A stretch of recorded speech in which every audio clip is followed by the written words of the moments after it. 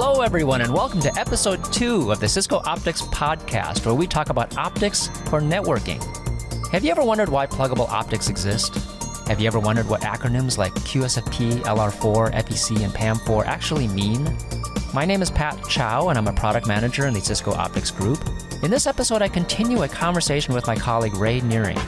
He explains to me how a lot of these came to be, starting from the days of 1 gigabit GBIC all the way up to today's 400 gig QSFP-DD. Now, this is the second part of a 4-episode conversation with Ray, and in this episode, we get into 10 gig pluggables and the drivers of next generation technology.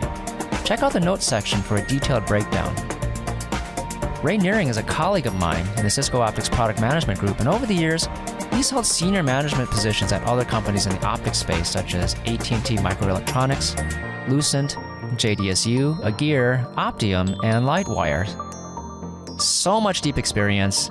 He really knows what he's talking about. For more information about Cisco Optics, go to cisco.com/go/optics and check out our blogs at blogs.cisco.com and search on hashtag Cisco Optics blog with no spaces and no hyphens. You can find our YouTube playlist by going to youtube.com and searching on Cisco Optics.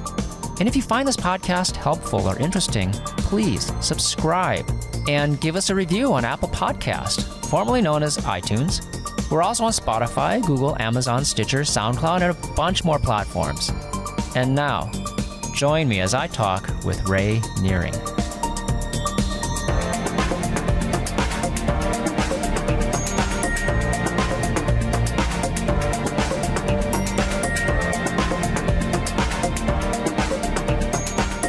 So we started with GBIC, went to SFP, we're at 1 gig. The SerDes was also at 1 gig at that time. Right. This is what, the 90s you said? Late 90s? Yeah, I think it was the late 90s when those products started to come into the market. Okay. So, after SFP was around, what was the next step after that? Like what happened and why? So the products that came after that were products that were trying to address higher speeds. So at the optical side, what you saw were the next speed was, at least for Ethernet traffic, was 10 gig. And there were some intermediate products that were developed for getting to that 10 gig interface, that 10 gig optical interface. So I think the first product was Zenpak. And so Zenpak actually had 4 electrical lanes and operated, I think, at just above 3 gigabits per lane. And that there was some encoding and stuff that required you to go to slightly higher data rate than you were actually going to transmit. But the bottom line was you had a larger device, 4 electrical lanes that were going to interface to the ASIC inside the switch. And that was going to give you 10 gigabit interface to connect to some other port someplace else. Wait, so the electrical interface of the Zenpak is 4 by 3-ish gig? Yeah, I think it was 3.125, I think was. So the SerDes was also roughly 3 gig? Yeah. So the SerDes was 3 gig there. And what's happening is, technology is moving on so that ASIC now might be in a different node or has some new technology inside. So now instead of that SerDes running at 1 gig, now it can run at 3 gig or so. So now you can use that and leverage that to go to the next Ethernet rate. And so at that point, Ethernet was increasing from in factors of 10 in decades. So you had 1 megabit, 10 megabits, 100 megabits, gigabit, and this is for the actual Ethernet traffic, and then 10 gigabits was the next one. So for modules to get to 10 gigabits using the technology that was available at that time, they were able to increase the speed of the SerDes to about 3 gigabits. So why was it going from 1 to 10? Why didn't it just kind of track the SerDes technology and just go from 1 gig to 3 gig?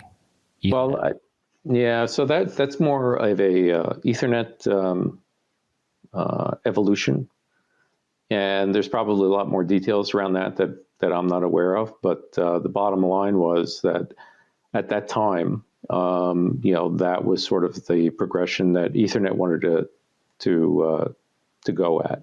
So that there must have been a lot of other forces driving that transition by a factor 10. Yeah, I mean, it was the MAC that's inside the ASIC and so on. So the technology for Ethernet up to that point was transitioning in decades. So it was always just to go up by a factor of 10. And then the people working on the interfaces just had to figure out a way, and that way was to do 4 channels. Exactly. Okay. So. And then at that point, so XenPak was actually a pretty successful product in the marketplace, especially for short reach type applications. And then there were, I think, probably a couple other form factors that also addressed 10 gig. I think X2. Yeah, and that was a pretty popular one for Cisco. Now, is that smaller than XenPak? Yeah, so it was smaller, allowed you to get to, I think, 8 ports on a line card and that type of thing. So again, XenPak, I think, initially came out with 4 ports. So you had a 40 gig interface or 40 gigs worth of bandwidth in an RU. And then X2 was smaller, and it gave you a little bit, made it a little bit easier to get to 80 gig on a RU. How big are we talking? Like, how big was the XenPak?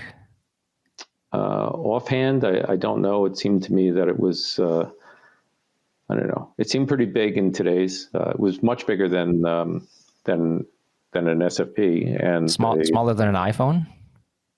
Smaller than an iPhone, but not a lot smaller. Maybe 2/3 the width of an iPhone, I would say, just offhand, from what I remember. Okay, so like comparable to like CPAC or CFP2. Yeah, nominally around that size. Okay.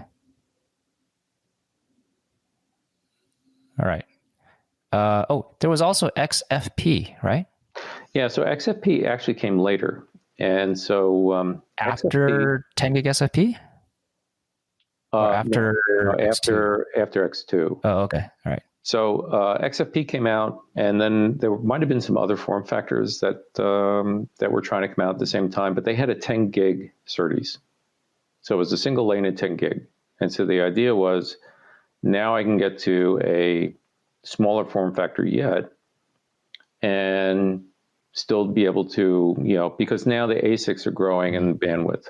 Okay, so X2 is also 4x3, like XenPak, and then XFP was 1x10? Yeah, exactly. So again, I forget exactly what the encoding scheme was for X2. I don't have a lot of experience with that. Okay. But it had a 4-lane interface and was smaller than XenPak. So it allowed you to get more of them in a front panel. And so the idea now was, okay, so now the SerDes technology has kind of gone up a notch. Mm-hmm. And now you can do 10 gig on a single lane. And that's where XFP happened. And then after XFP, you had the SFP Plus. And so the idea behind SFP Plus was you could now essentially use the same form factor as the 1 gig form factor, the SFP, mm-hmm. and you could operate at 10 gigs. So now you're essentially getting that, decade increase in bandwidth for the same size. So basically the SerDes needed some time to catch up with the Ethernet rate. Like, how long did it take from the time Ethernet went to 10 gig to the time that SerDes actually got to? So XenPak came out, I think, in the early 2000s. So 2001, 2002 timeframe, I think, is when mm-hmm. it came out. And I think XFP probably came out around 2004, 2005. So it was a couple of years before, it was sort of ready for prime time.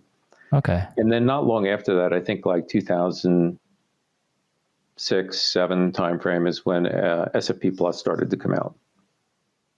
And these things are in transitioning. So as one is ramping, the other one is starting off, it gains popularity, gets adopted. Yeah. But we're talking multiple years. Oh, yeah. Right. So between the time that the 1 gig SFP came out and the SFP Plus, it could have been 8 or 10 years between the two. Wow. Okay. And what is it about the SerDes technology that required those years to develop? Was it the ASIC technology, like the fabrication technology, or was it the did it also have to do with just the propagation along the PCB? Did that have to be changed? Well, I think it's a combination of a bunch of things. So one, there has to be enough demand, and obviously that's happened, but demand for the traffic and for the applications to drive the need for more traffic. And then the other thing is, you're also going through, the evolution of CMOS technology. Moore's law is progressing over time. Mm-hmm. So, to see that decade increase in SerDes from, let's say, the late 90s to, I'll say, 2005, 2004 timeframe, was probably roughly right for, what's happening with Moore's law. So again, that's progressing the semiconductor technology that goes behind all of these devices. Okay. All right. So sounds like SFP Plus 10 gig was a big milestone. What's the next step after that? What happened? So the next step after that was to actually leverage that 10 gig SerDes technology into a higher data rate yet. And so at this point, things migrated from 10 gig to 40 gig. And I think that, Ethernet started the IEEE and some of the, other standards bodies that were around decided that 40 gig was a good place to kick off the next development. And so they didn't push for directly going to 100 gig. They were okay with a factor of 4 instead of a factor of 10. Yeah, exactly. And I think what was happening was you saw the number or the amount of traffic going in and out of a data center increasing pretty fast. So the applications were driving a big rise in the amount of traffic that was going to have to be handled in these data centers. And so, they decided, well, let's just do this, 4 times technology. Mm-hmm. For the electrical interface, and do it with 10 gig. So, I mean, did they was part of the decision process the fact that they must have known that, hey, if we push for a factor of 10, it's just going to take too long, and people need to use something in the nearer term. Was that exactly that part of it? Yes, exactly. Okay. And also the interfaces were, if you're going to rely on 10 gig. Type of interface, a 10 times 10 gig interface is pretty big. Physically, it's going to be a larger device, and eventually the market went there.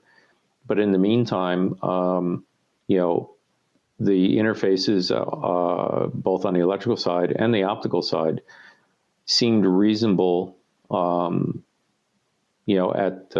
multiply them by 4.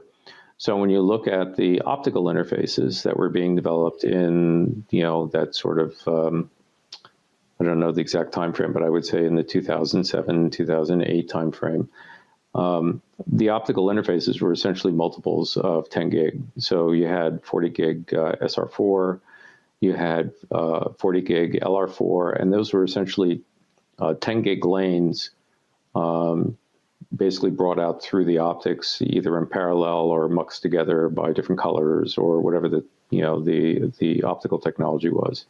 And no overhead, right? So it's purely 4 by. Yeah, for the most part. Yeah, that's true.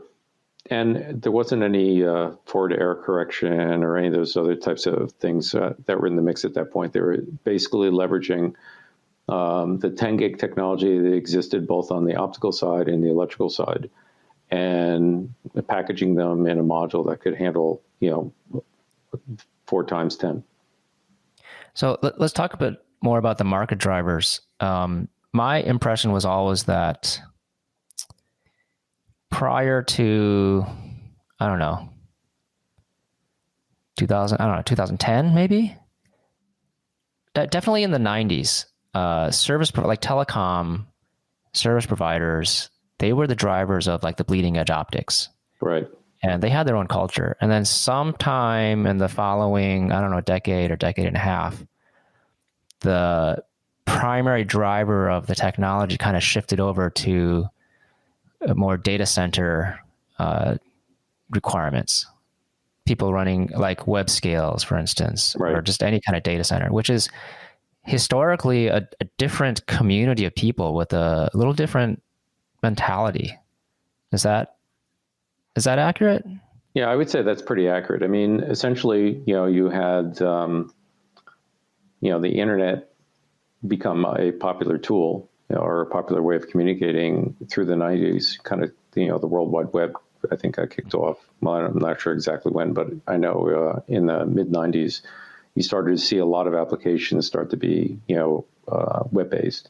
I think I remember, I remember when I first used a web browser. It was actually at Bell Labs. A guy came and actually gave a presentation at Crawford Hill.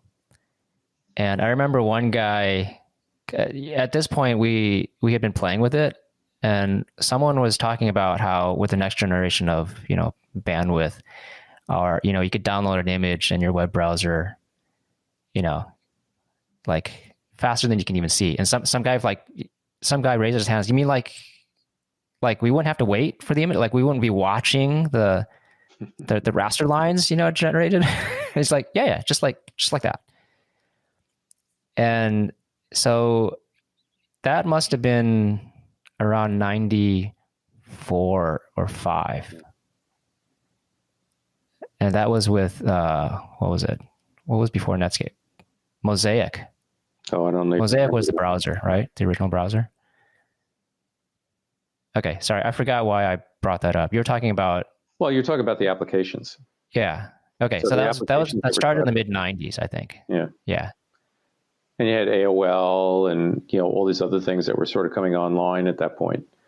And so now you've got this sort of infrastructure that's kind of building up, and people are finding applications that they can run in a data center and that people want to use. Whether initially it was probably email and, some postings that people want to publish, sort of online publishing and that type of thing. But eventually what ends up happening is, everything ends up being a packet that's running through a data center someplace.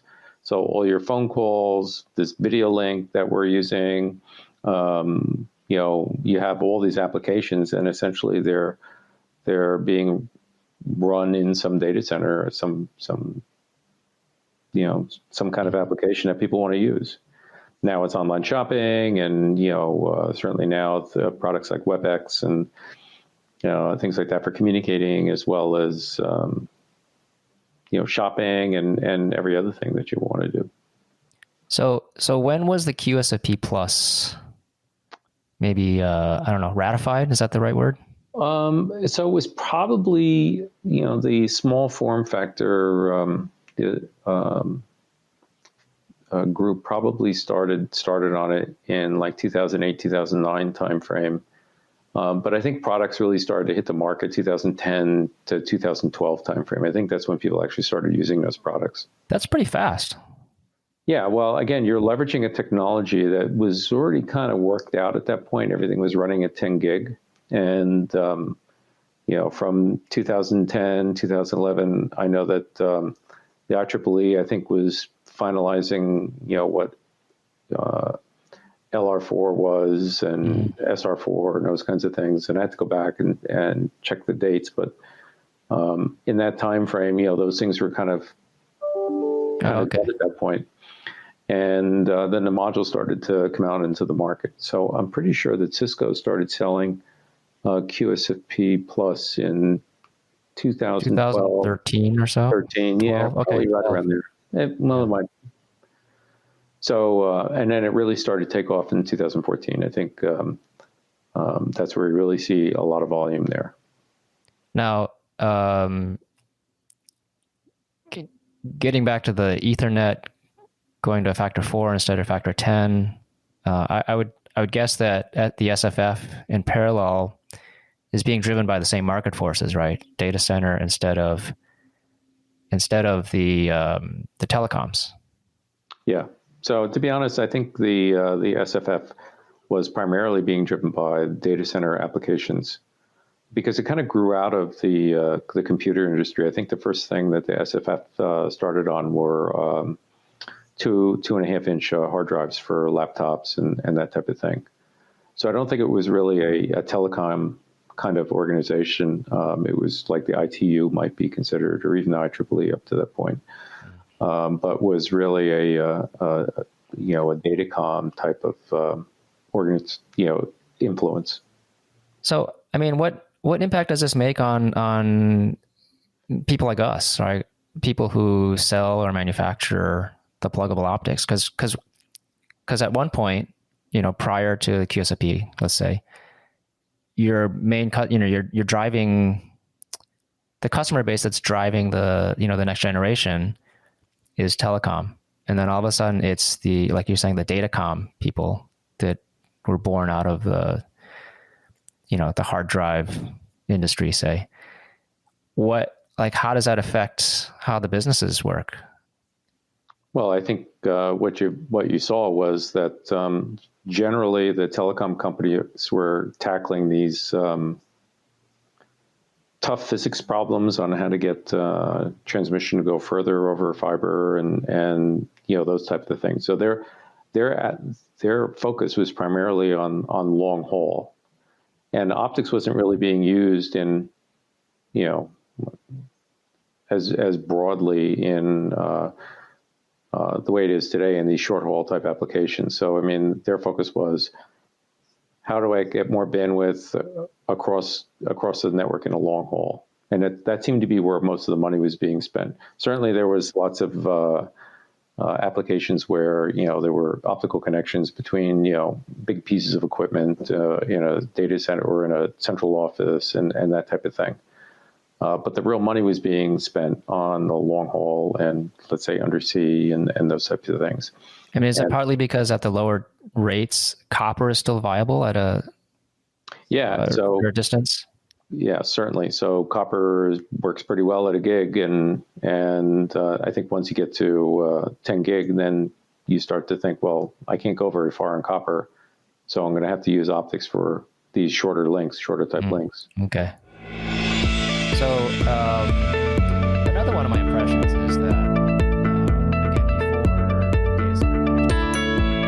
that was the second part of my conversation with Ray Nearing, my colleague from Cisco Optics. Thanks so much for joining us. Next time, we'll get into 100 gig pluggable optics. I hope you found it as interesting as I did. If you did, please subscribe to this podcast. You'll get to hear the other 3 parts. Since it's a new podcast, we'd really appreciate you helping to get the word out. Share this with friends and colleagues that come to mind when you think of networking and optics. And leave a review on Apple Podcast. It's formerly known as iTunes. We're also on SoundCloud and the Cisco Podcast Network and all the major podcast platforms. Also, check out the Cisco Optics blogs at blogs.cisco.com and search on hashtag Cisco Optics blog with no spaces and no hyphens. We also have educational videos on YouTube. Just go to youtube.com and search on Cisco Optics. Thank you so much for listening. This is Pat Chow, Product Manager at Cisco Optics. The next episode is part 3 of my conversation with Ray Nearing. Until next time.